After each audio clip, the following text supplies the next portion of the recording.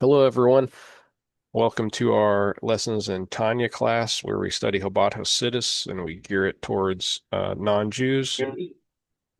And we are in chapter 41 of Likutei Amarim, which is the first section of the Tanya in Lessons in Tanya, which is a commentary on the Tanya.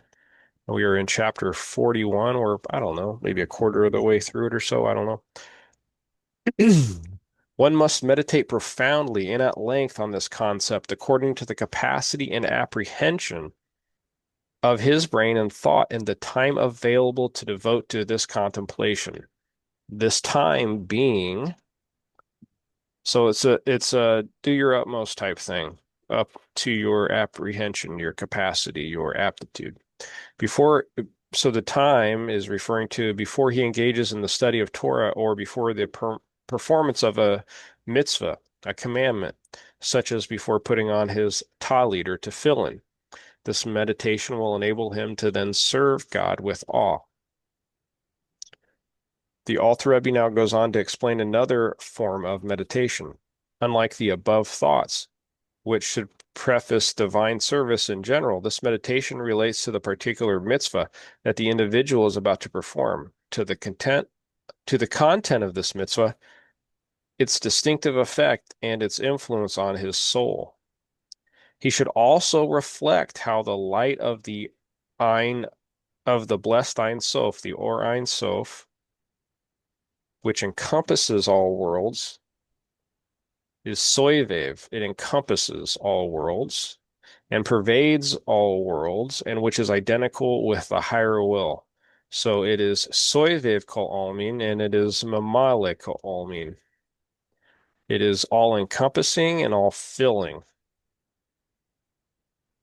which is identical with the higher world, and it pervades all worlds, which is identical with the higher will.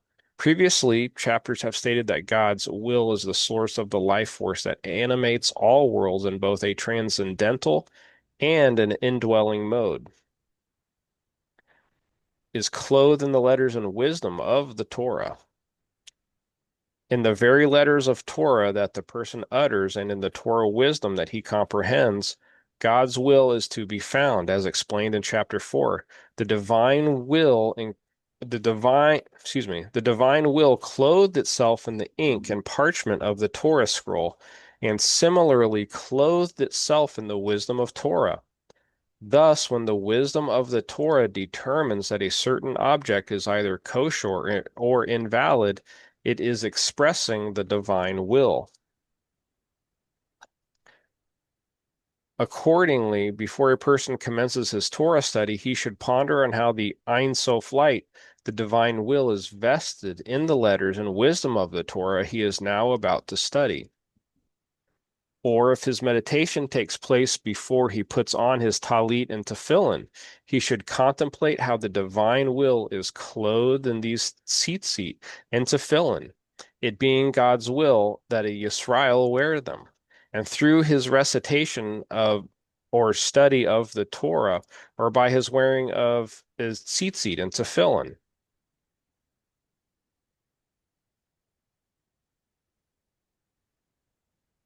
he draws upon himself his blessed light that is over the part of God above, Chelek el el koa memale, aloa, koa. His soul, which abides in his body and animates it. This he does with the intent that it may be absorbed and nullified in his blessed light. The individual's intent, then, is that the aforementioned study and performance have an effect on his soul. In particular, as will soon be explained, the intellectual and emotional faculties of the soul are affected by tefillin. Specifically, through tefillin, he should intend that the attributes of wisdom and understanding which are in his divine soul should be nullified and absorbed into the attributes of wisdom and understanding of the blessed Ein Sof. These being clothed in particular in the passages of Kadesh and Vahaya ki Yeviacha. In these passages, both of which are found in the Tefillin, God's wisdom, chokhmah, and understanding, bina, are enclosed. Wisdom in the former and understanding in the latter. By putting on tefillin, the individual's wisdom and understanding are absorbed in God's. How does this find expression? This is to say that he should use the wisdom and understanding, the chokhmah and bina, that are in his soul, for God alone, only in pursuit of Torah and mitzvot, and for understanding godliness. Similarly, he should intend that the attribute of da'at, the third of the three components of intellect in his soul, which includes both the chesed, kindness, and gevura, severity, i.e., fear and love in his heart. The attribute of da'at comprises kindness and severity insofar as these attributes exist on an intellectual level. Moreover, as explained at the end of chapter 3, the profound and involved meditation that characterizes the level of da'at actually creates love and fear, insofar as they exist independently and on an emotional level. This faculty of da'at, then, should be nullified and absorbed into the attribute of the higher knowledge, da'at ha'elyon, which comprises kindness and severity, and which is clothed in the passage of the Shema and Vahaya im Shemoah. Hmm.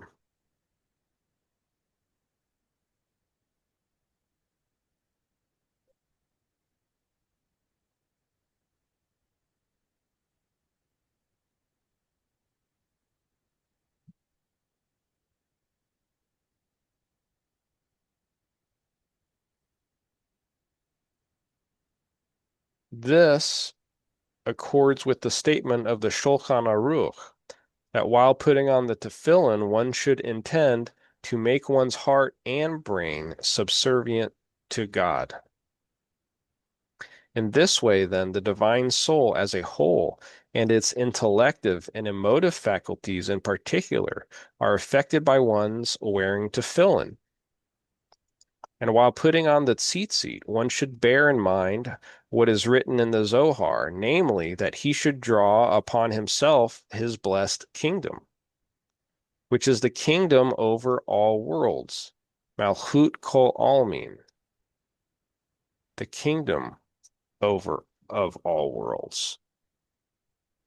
Nevertheless, we should intend and endeavor to focus God's kingdom specifically over ourselves through this mitzvah.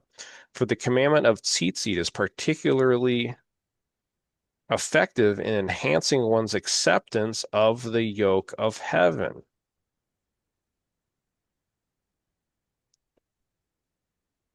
So the yoke of heaven here can apply to non-Jews as well. When one accepts, for instance, just the Sheva mitzvahs, B'nai Noach, the 7 laws that were given to the children of Noah, because the Torah says so. This is similar to the commandment, you shall surely set a king over yourself. It's from Devarim, 17:15. The Rebbe notes the verse implies that before one set a king over himself, he had no king, and it is he who now sets the king over himself.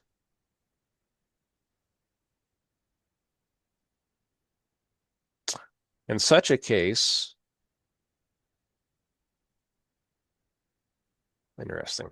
In such a case, having contemplated this matter, then even though after all this meditation, no dread or fear descends upon him in a manifest manner in his heart. So all this is we're getting I feel like happens so often in the Tanya. I feel like we're getting deep into things and I hope he reevaluates them with us later.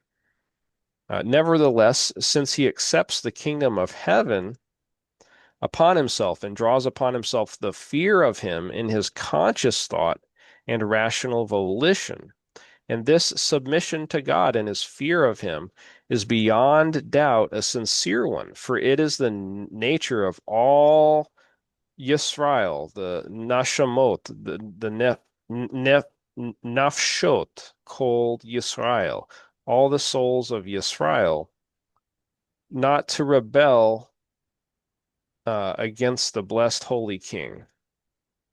Then the Torah he studies, or the commandment he performs, because of his submission to the heavenly yoke and because of the fear that he has drawn into his mind, are termed complete service, of the kind that can result only from a fear of Hashem.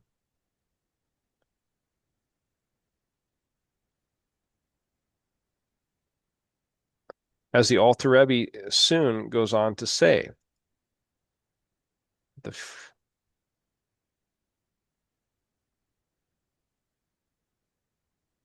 that like all service performed by a servant for his master or king, which is of course prompted by fear or awe. So yeah, and awe, excuse me, prompted by fear and awe. So it did talk about being a servant. We That's how we opened this chapter. Um, One of the concepts, I should say, was being a servant. And then once you're a servant, then you can open up to, I believe it was the love. All this can be accomplished by arousing, even in his mind, at least a minimal level of fear, and utilizing it in the study of Torah and the performance of the commandments. On the other hand, if one studies Torah and performs a commandment with love alone in order to cleave to him through the study of the Torah and the performance of his commandments, then this is not termed service of a servant. It's not the name of an Avodat HaEved, the service of a servant. Yeah.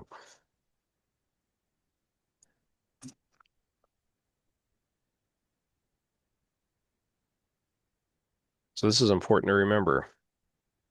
Whereas the Torah had declared, "You shall serve Vahavadatim, the Lord your God." This verb is cognate with the noun Eved. Oh, yeah. And thus signifies service motivated by the fear and awe of God. And it is likewise written, "Him shall you serve," excuse me. As explained in the Zohar, Parshas Bahar, just like the ox on which one first places a yoke in order to make it useful to the world, so too must a human being first all submit to the yoke of the kingdom of heaven, and only then engage in divine service. And if this submission is not found in him, holiness cannot rest within him. So this is a big deal. So submission or this I don't know if submission is the right word. And only then engage in divine service. And if this is not found in him, holiness cannot rest within him. So this is very important.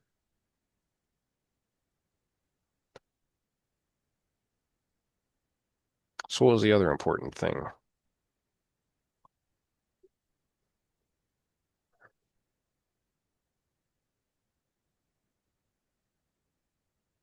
Service of a servant. Holiness cannot rest within him unless he is a servant or has this attribute from the side of Gevurah here of awe. And in Raya Mehemna 111b, it is written that every man must in his divine service belong to two categories and levels, namely the category of a servant who serves his master out of fear, and the category of a son who serves his master out of love. And although one may find a son who is also a servant, it is impossible to attain to this degree without the prerequisite of the higher level of fear and awe, known as Yira Ilah, as is known to the initiated. It is clear from all the above that even if one loves God but lacks a fear of him, his spiritual labors will not be of the kind that the Torah calls avoda, divine service. And should he fail in his attempts at awakening a fear of God in his heart, he should at least arouse a feeling of fear and awe in his mind. But what of one who finds it impossible to rouse even a feeling of intellectual awe of God? The Alter Rebbe will now go on to say that since this individual too meditates upon the above mentioned concepts, and furthermore, his intent during the study of Torah and the performance of mitzvot is to serve God, these activities are therefore also deemed to constitute a completely valid form of service.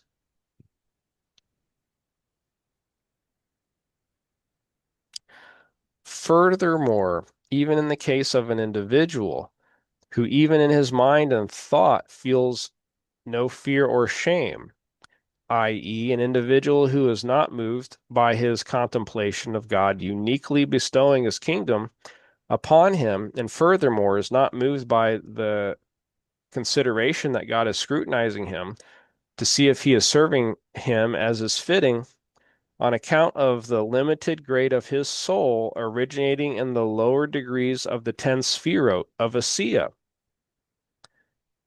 The soul of this individual derives from Asiya, the lowest of the four worlds. Moreover, within this world itself, it originates from the lowest degrees of the 10 sphirot that span it. Since his soul stems from such a lowly level, he finds it impossible to reveal within himself a sensitivity to godliness to experience even an intellectual fear of God.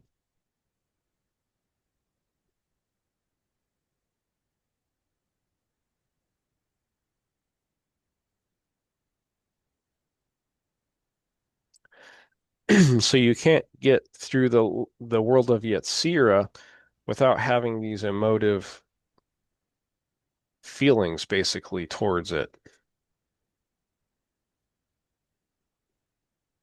That's what I feel like I'm gathering here. So you're just going through the motions, so to speak, I think. Nevertheless, since he is intent in his service to serve the king, this is unequivocally a complete service. For fear and service are accounted as two commandments of the total 613, and they do not exclude each other. Thus, although this individual fails to fulfill the command of fearing God, for fear must be felt in one's heart, and at the very least in one's mind, he is nevertheless able to fulfill the precept of divine service by studying Torah and performing the commandments with the intention that he is thereby serving God, his king. After all this had been said, the Alter Rebbe will now say that although this person fails to experience the fear even in his mind, since he thinks about those ideas which should invoke fear, he is fulfilling the commandment of fearing God, the command of fearing God. Furthermore, as a matter of fact, he not only fulfills the obligation of service, he also fulfills the commandment of fearing God by introducing the fear into his thought, by thinking about it and seeking to arouse it. So, just the fact that he's inducing it, even though he doesn't yet feel it, fulfills the mitzvah. For at this hour and moment, at any rate, there rests upon him the fear of heaven, at least like one's fear in the presence of an ordinary mortal, even not a king, who is watching him, when he would refrain from doing anything unseemly in the other's eyes. This, even the simple expression of fear, is termed fear.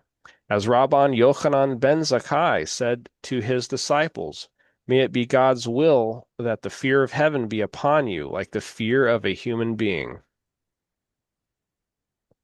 Whereupon his disciples protested, no more than this? James, may I ask a question, please? Sure. Um, the fear of heaven, or fear of God, excuse me. Um, what fear are they talking about? Because there's many kinds of fear. Right. There are multiple levels. So you have, right, that's a good point. I don't think it says which type. I think this is more of a general. I think this is more of a generality. Like there's fear of punishment, fear of not receiving reward, fear of angering Hashem, fear of being like apart from Hashem. Um, or this could also just mean awe, which is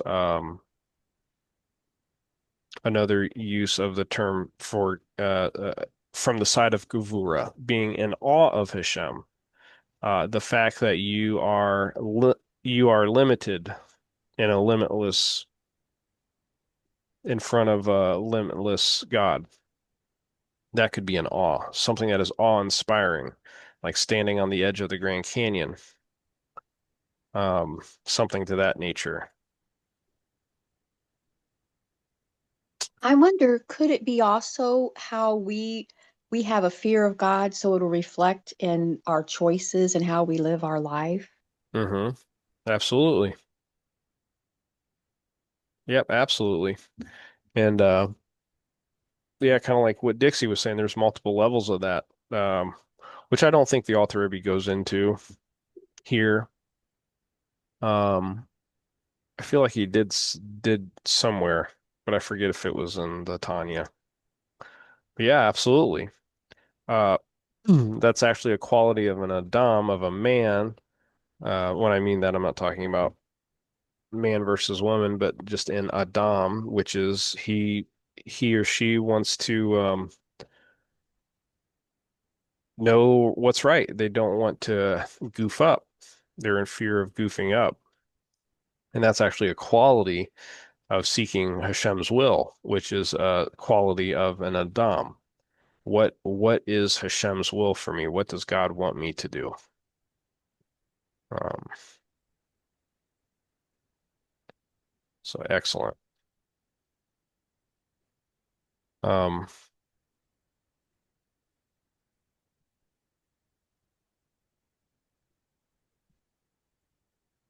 he responded that the proof that this is indeed true form of fear is as follows. For you know that when a person commits a sin, he says to himself, may no one see me.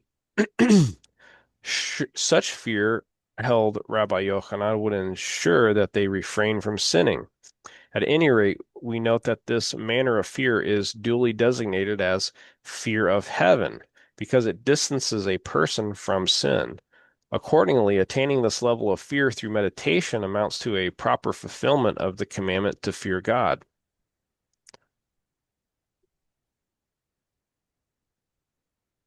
Such fear, however, is termed yirat, the lower level fear, and yirat, fear of sin, which precedes wisdom, i.e., it is only a lower level of fear, a fear of transgressing, rather than a fear of God Himself. This is what I was alluding to. This was what Dixie was, I think, talking about too. It's funny that he actually it gets into this here, and Sue, maybe this is along the alley of what you were referring to as well. Um, while the higher fear is a shamefaced fear, i.e., the state of being abashed and overawed in God's presence. For there are two kinds of fear, the lower level of fear, which leads to the performance of Torah and mitzvahs, and the higher level of fear, which results from the proper performance of Torah and mitzvot. Without any fear at all, however, it, i.e., one's fulfillment of Torah and mitzvahs, does not soar on high to the supernal spherot through love alone, just as a bird cannot fly with one wing. Very cool. Yeah. Yeah, we'll read that. I gotta make sure I get this.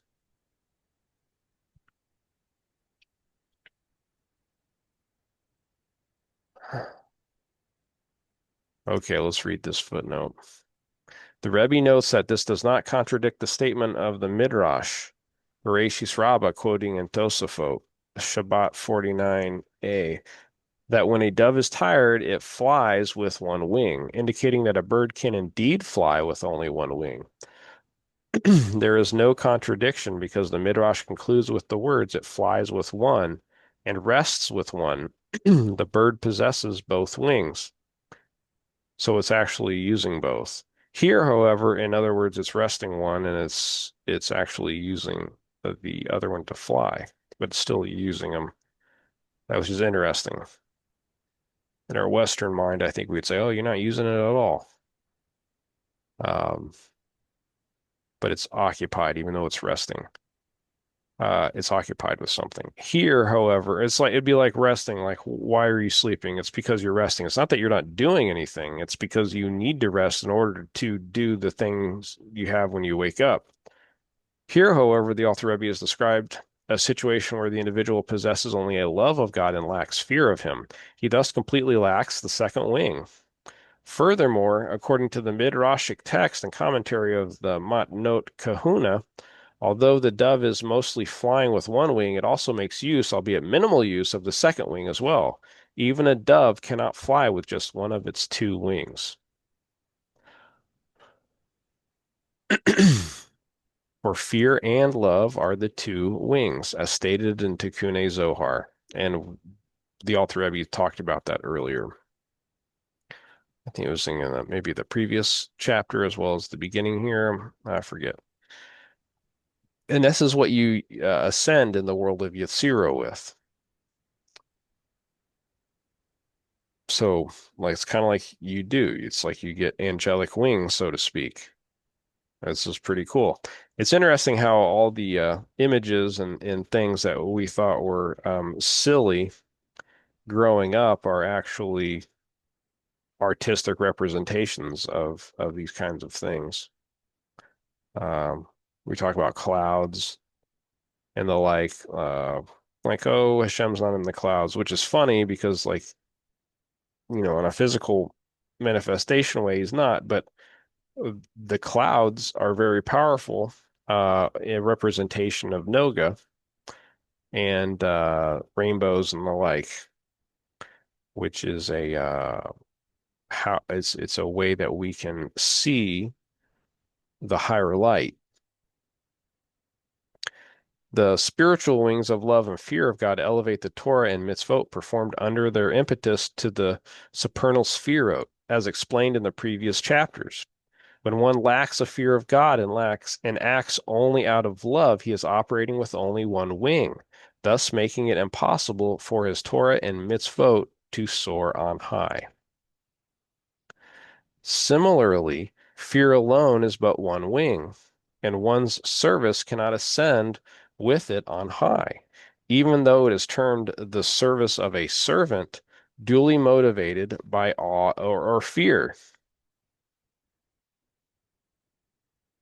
For there must also be the service characteristic of a son, i.e., service motivated by love, in order to awaken at least the natural love for God that is hidden in one's heart, so that he should at least become conscious of it in his mind. To recall his love of the one God in his thought and in his desire to cleave to him, this recollection of his hidden love for God should arouse within him a desire to cleave to him. This should be his intent when occupying himself with the Torah or with the particular commandment he is about to perform.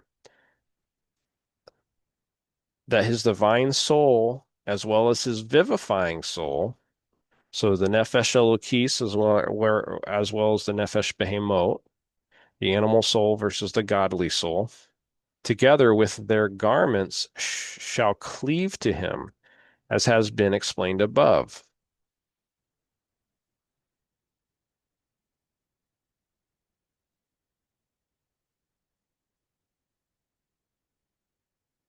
In summary, a Yisrael's divine service must embrace both that of a son who serves his father out of love and that of a servant who serves his master out of fear and awe. The Alter Rebbe has stated earlier that a person's intention while performing Torah and mitzvot should be that his soul cleave to Hashem, that his soul cleave to God. He now goes on to say that a Jew's spiritual service also includes the goal of becoming one with all Yisrael, all the Jewish people.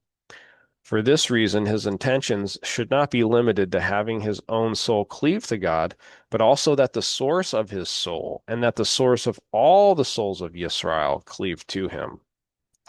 By doing so, the individual brings about the union, Yehud, of the higher and lower levels of godliness known respectively as Kudsha Brich Hu, the Holy One, blessed be He.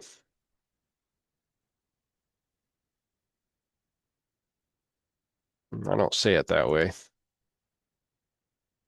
I gotta look back at the Hebrew, I guess.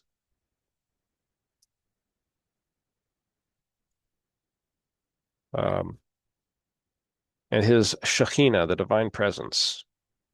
For the former is the source of Torah and mitzvot, and the latter is the source of Yisrael. So the Shekhinah, the manifestation of the divine presence in this world, God's feminine manifestation. This explains the concluding phrase of the formula recited before the performance of certain mitzvot. For the sake of the union of HaKodesh Baruch Hu, union of Kudsha Baruch Hu, I don't know. I'd have to see that in Hebrew. I don't. Are they using the feminine? I don't know. With his Shekhinah in the name of all Yisrael.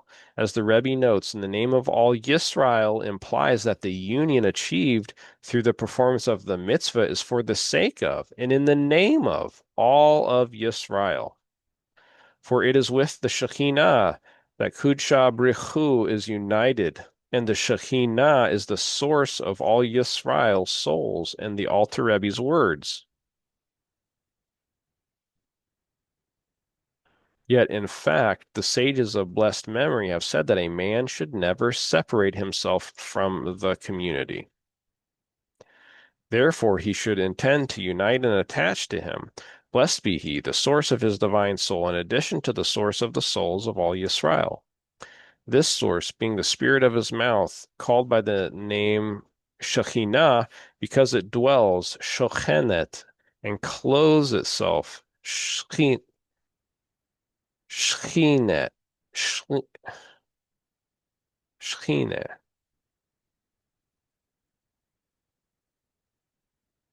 No, okay, never mind. That's the Shekhinah, and this is Sheshochenet. Sheshochenet. And enclose itself in all worlds, animating them and giving them existence. And it is the Shekhinah which imbues him with the power of speech to utter his current words of Torah, or with the power of action to perform the particular commandment at hand. One should thus intend to become united with the infinite Ein Sof light through speaking words of Torah or performing a commandment, for it is the Shekhinah which is the source of his power of speech and action, as well as the source of his divine soul and the souls of all Yisrael. This union of the source of Yisrael with God is attained through drawing forth the light of the blessed Ein Sof here below by being occupied in the Torah and the commandments, where in it the light of the Ein Sof is clothed.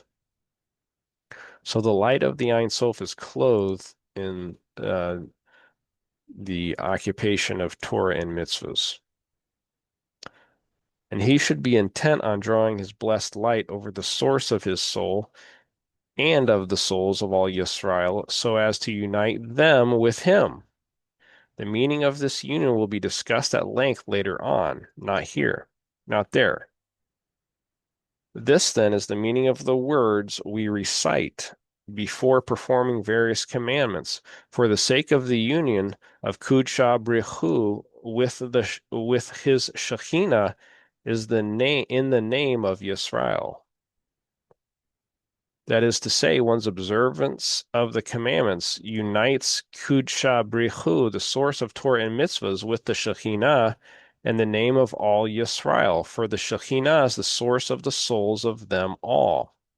The Alter Rebbe now notes that that much more than the union of divine souls and God is accomplished by the study of Torah and the performance of mitzvot. These activities also bring about hamtakat hadinim, the tempering, literally the sweetening of harsh judgment, and gevurot, and their transformation into kindness and hasidim. This is affected through the coalescing of the supernal spherot of Hesed and Gevura, kindness and severity. Oh, this is important. So our human minds have a hard time coalescing Hesed and Gevura, making them one. Um,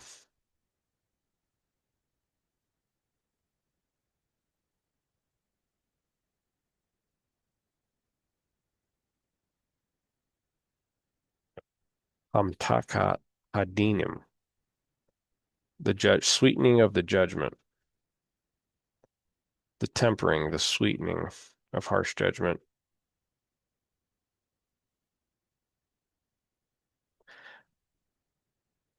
Hmm. These Sphero, which by nature are opposites. Okay, yeah, that's so funny. I always have these thoughts, and then it's like, no, just read the next sentence, James, because the Alter Rebbe or that guy who wrote the commentaries got you covered. These Sphero, which by nature are opposites, are fused into one through the revelation and diffusion of a divine light, which is spiritually superior to them both. So the higher light, this light is the supernal will drawn down upon these two attributes through the performance of Torah and mitzvot. For inasmuch as Torah and mitzvot are expressions of the divine will, their spirituality far surpasses the spirituality of the Sphirot of Hesed and Gevura. When the divine will, the source of supernal kindness, is revealed through study of Torah and the performance of mitzvot, the attributes of kindness and severity are united, and severity is transformed into kindness. In the Alter Rebbe's words,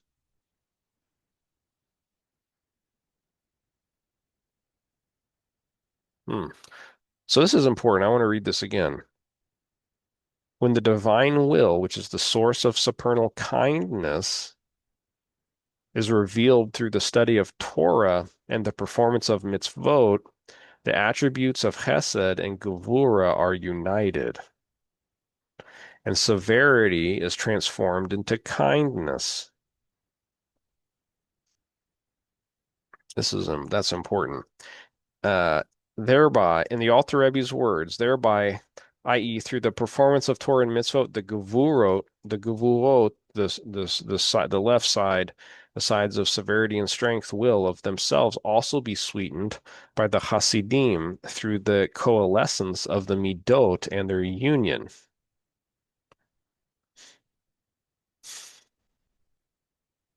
By means of the revelation of the supernal will, which is revealed on high through the stimulus from below.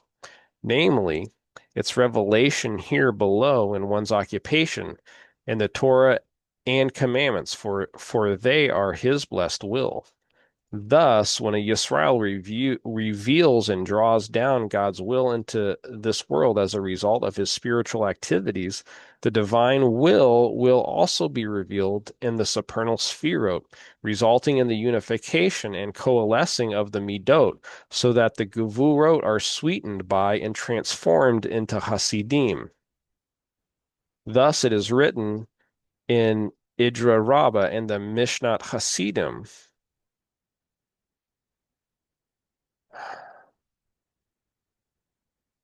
Tractate Arich Anpin, Chapter 4, that the 613 mitzvot of the Torah are derived from the whiteness, the Hasidim of Arich Anpin, which is the supernal will, the source of the Hasidim, the kindnesses. Although this is stated in Kabbalistic terms, the intent is clear. Kindness and benevolence are drawn down in the world through the study of Torah and the performance of mitzvot.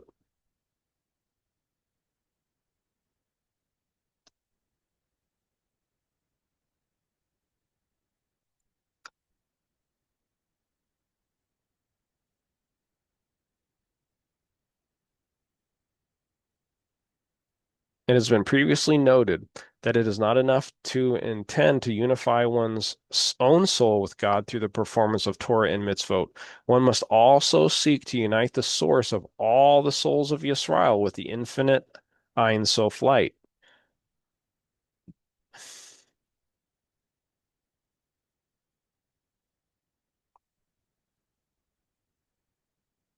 He's talking about the Shekhinah here, isn't he?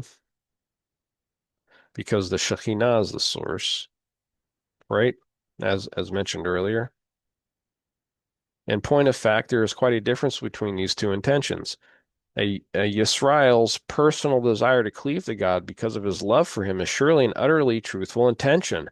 Since his love of God is sincere, his desire to cleave to him is likewise sincere. However, for a Yisrael to sincerely desire that his performance of Torah and mitzvot connect the source of all the souls of Yisrael with the infinite Ein Sof light, i.e., that it affect the union of Kudsha Brichu and his Shekhinah, as explained above, this presupposes a far greater love of God, a love so fierce that his only desire is to cause God pleasure through his actions. Thinking of himself, not at all. It is thus entirely possible that this general intention is not completely genuine. Now we are constantly taught that one should be wary of spiritual intentions which outstrip one's current spiritual pace. Spirituality must be earned in an environment of honesty. How then are we to expect that every Yisrael study Torah and perform mitzvot for the sake of uniting all of Yisrael with God when he himself knows that he does not mean it wholeheartedly?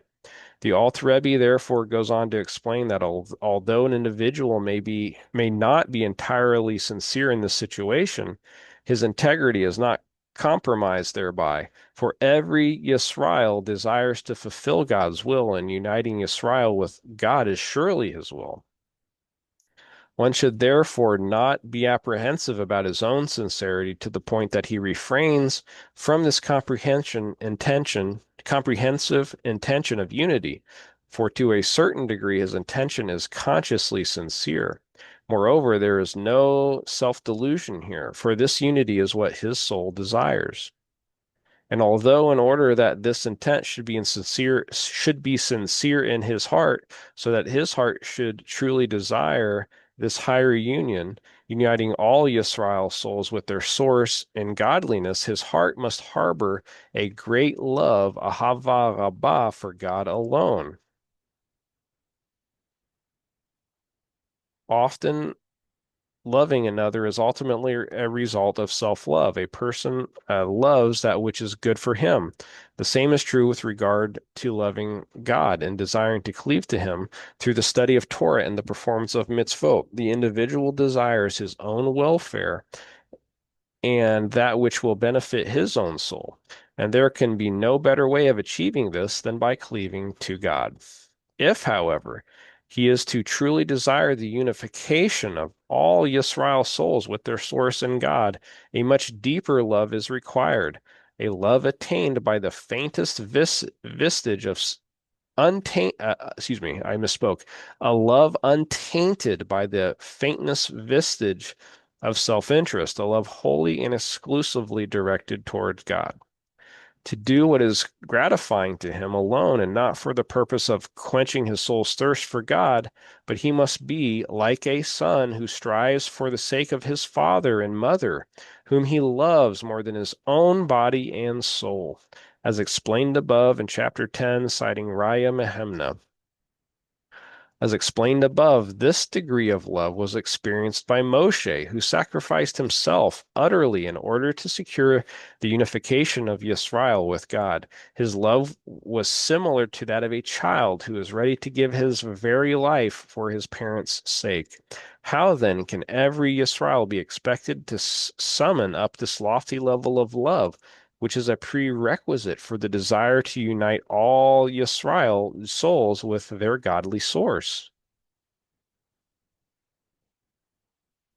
Nevertheless, every person shall habituate himself to this intent, for though it may not be in his heart and perfect and complete truth, so that he should long for it with all his heart, For in order to truly do so, one must have attained a totally selfless love for God. Nevertheless, to some small extent, his heart genuinely desires it because of the inborn love in every Yisrael heart to do whatever is the supernal will of God. And this union, the union of the source of all the souls of Yisrael with the infinite Ein Sof light, is his true desire, namely the supernal union in the world of Atzilus, which is produced by. So Atzilut is one of the higher worlds. Of the four worlds, it's considered the highest. It's one where it's the world of emanation, where all things are one. The supernal union in the world of Atzilut, which is produced by an arousal from below through the divine soul's union and absorption in God's light that is clothed in the Torah and the commandments in which it is engaged. So the Nefesh Elokis,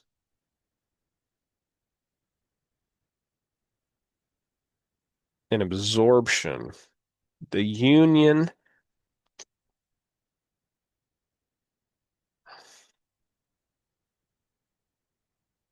and absorption in God's light, and the light of Hashem, and that is enclosed in the Torah and the commandments in which it is engaged, so that they, the divine soul and God, become one in reality.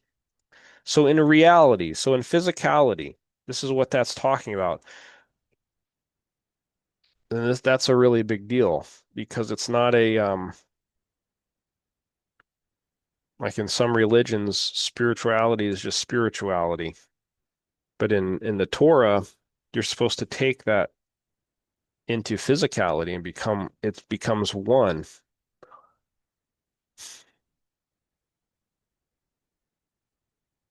So that they, the divine soul and Hashem, become one in reality.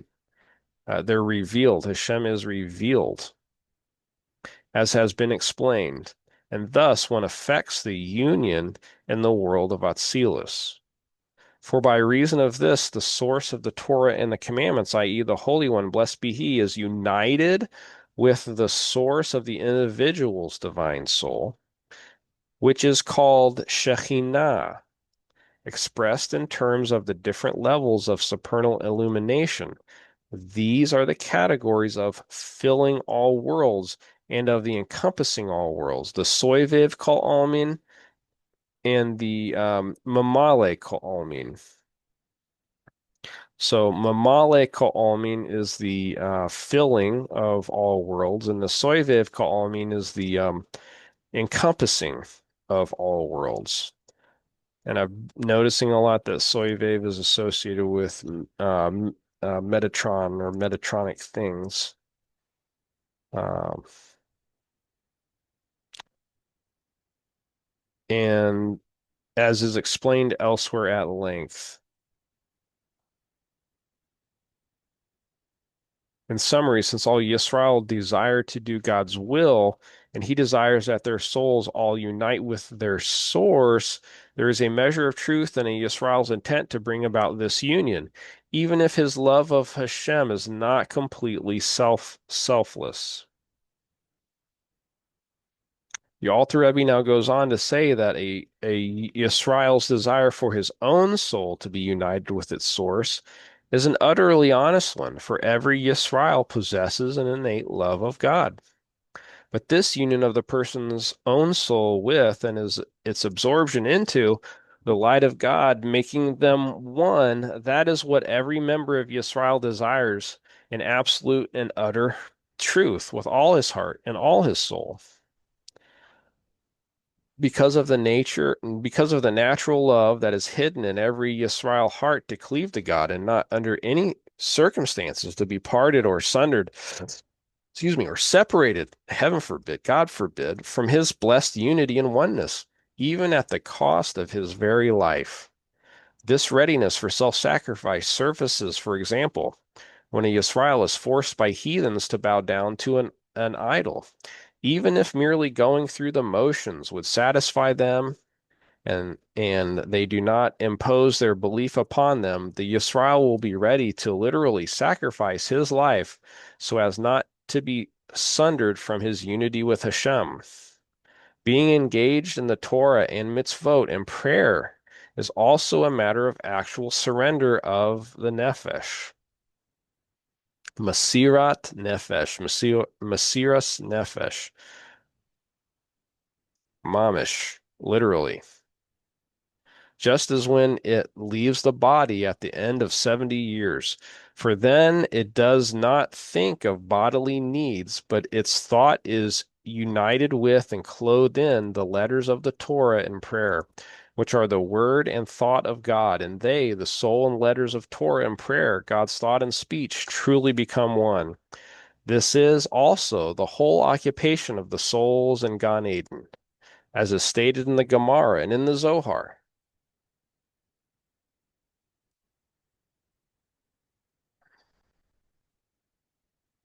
Just as the soul in heaven has no other occupation apart from Torah and prayer, so too a person occupied in Torah and prayer in this world is immersed in it to the exclusion of all material needs and desires. As such, he is then renouncing all materiality and is totally surrendering his soul to God. This comes as a result of the love of God concealed within every heart of Yisrael. Except that there, i.e., when souls in Gan Eden are immersed in the letters of Torah and prayer, they delight in their apprehension of and absorption into the light of Hashem, Be'or Hashem. Though this delight is lacking in this world, the manner of service remains the same. This is why it was ordained by the men of the great assembly that one recite at the beginning of the morning blessings before the prayers, My God, the soul which you have placed within me is pure. You have breathed it into me, and you will eventually take it from me. That is to say, inasmuch as you have breathed it into me, and you will eventually take it from me, I therefore, as of now, hand it over and return it to you to unite with your oneness. As it is written, To you, O Lord, I lift my soul, in order to unite it with God.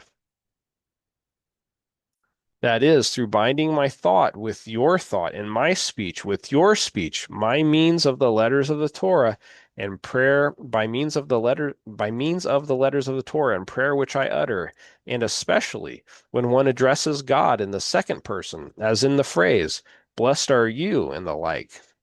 With this preparedness to surrender his soul to God, i.e., through engaging in Torah and prayer, in the same spirit in which a man surrenders his soul to God before his demise, one should begin to recite the morning benedictions.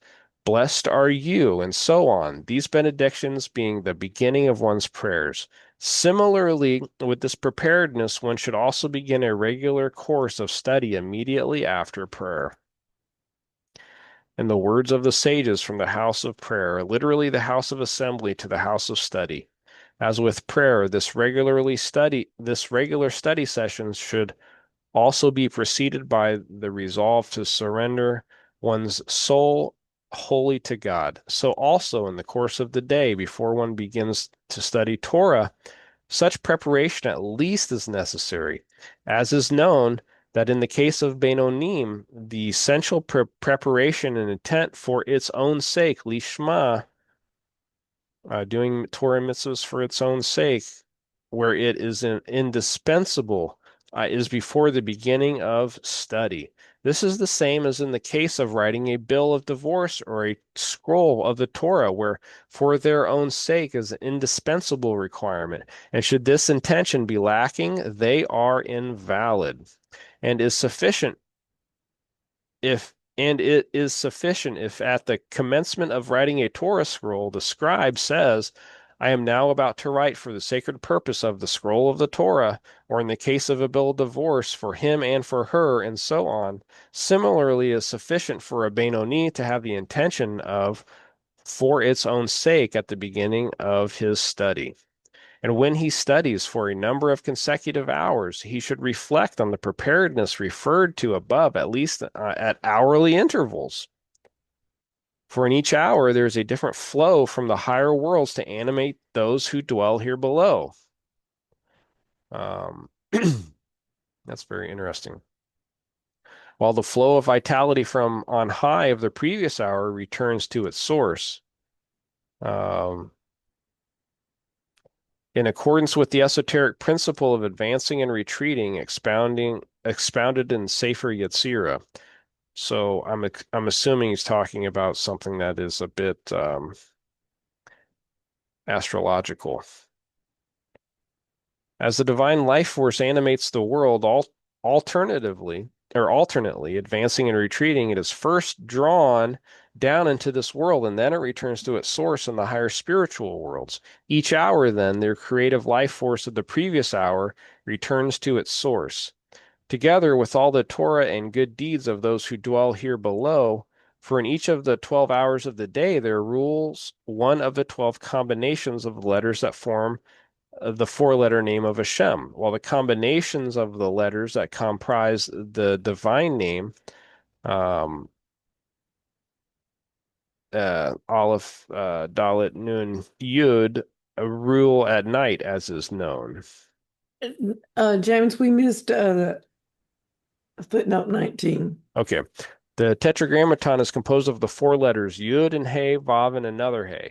Since two of the letters are similar, we are left with three different letters, which can form a total of 12 combinations, or so it would seem. The Rebbe notes, however, that first of all, the name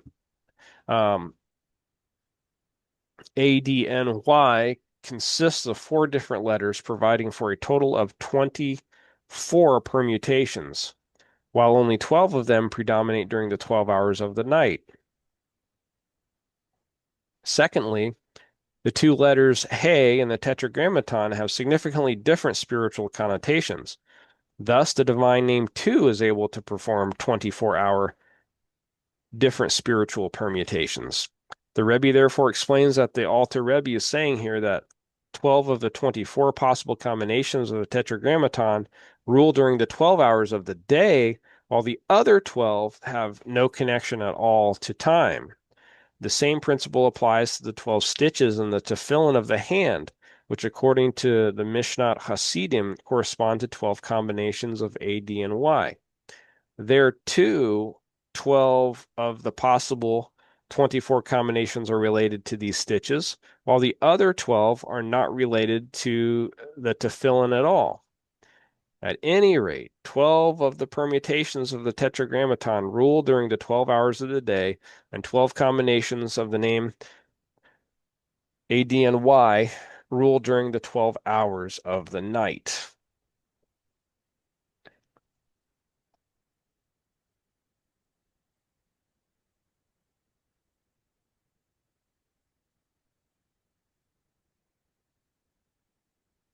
Speaking of the form of service that was earlier deemed surrender of the soul, the Alter Rebbe will now go on to say that it should be undertaken not for the sake of returning the soul to its original source, but only to cause God pleasure.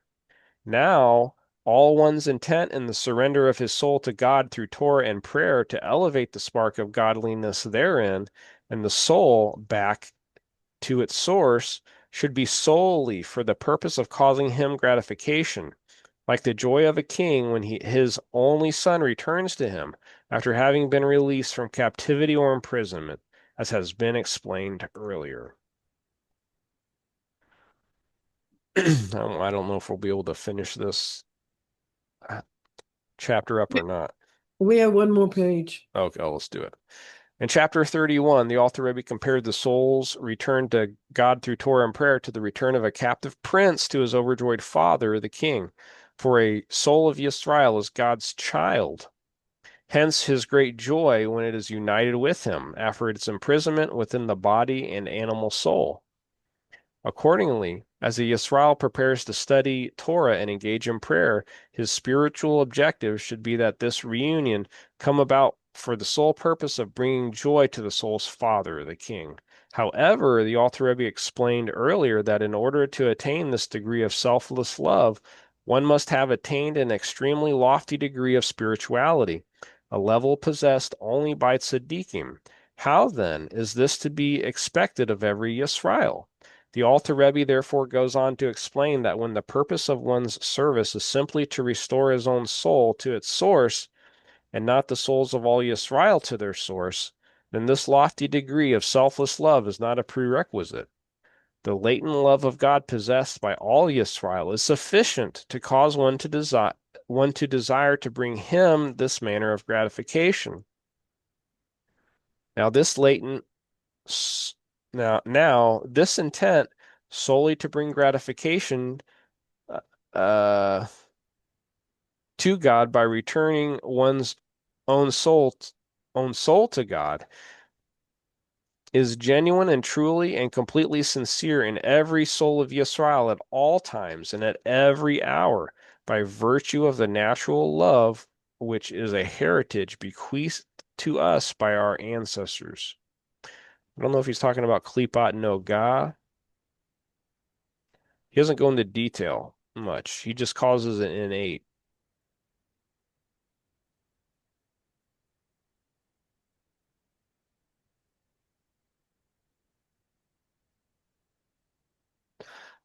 Nevertheless, one should not be satisfied merely with this level of service. One needs to establish set periods for reflecting on the greatness of God in order to attain intellectually generated fear and love. And with all that, perhaps one may succeed in attaining such fear and love as has been stated previously. Thus, although one already possesses a hidden love of God, which enables him to study Torah and pray out of a readiness to surrender his very soul, he should seek to attain that level of fear and love of God that is born of his own intellectual endeavor. That was the end of chapter 41. So yeah, this, and I don't know exactly because he and I forget if it's the commentary, the lessons in Tanya Rabbi, or if it's the Alter Rebbe, but um, he's saying that it's the love the where Yisrael just wants to unite, not all of Yisrael, but just himself. He kind of gives the impression that that's a selfish love, and then he gives the impression that like the love that Moshe had, which is that all Yisrael be united, even at the warranting of being of self-sacrifice is a selfless kind of love. But we learned in chapter 1 and chapter 2 that Yisrael is selfless as it stems from the Klipat Noga. So I'm kind of confused. Um, and I don't want to implicate, because he says that all of Yisrael comes from Klipat Noga. So I'm assuming that there's just something that he hasn't fully explained yet. In other words, animal souls that come from the Shalosh Klipot Tameot, the three completely impure husks, those are considered selfish. They are selfish animal souls. Even the kindness that they do are for selfish motives, like virtue signaling and the like. But then you have animal souls that are from the Klipat Noga, who do have an element of bittul, and they are selfless. And then the Alter Rebbe goes on to say that Hasidim will come from that Klipat Noga. They're non-Jews that are the kind ones of the peoples of the world. They emanate from this Klipat Noga. And then there are the animal souls of Yisrael that emanate from the same Klipat Noga. So, I guess I'm a little confused there. Because then how would a Yisrael have a like a selfish type motive to cling to Hashem? So something's not being explained in depth enough. What we've run across so far, I guess, to answer that. So if that makes sense. But thank you guys. We will be on to chapter 42 next week, and I appreciate it. And thank you all for joining. And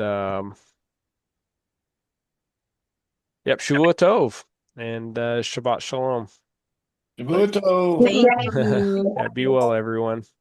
Thanks, James. Yeah, thanks, guys. Thanks for joining, everyone.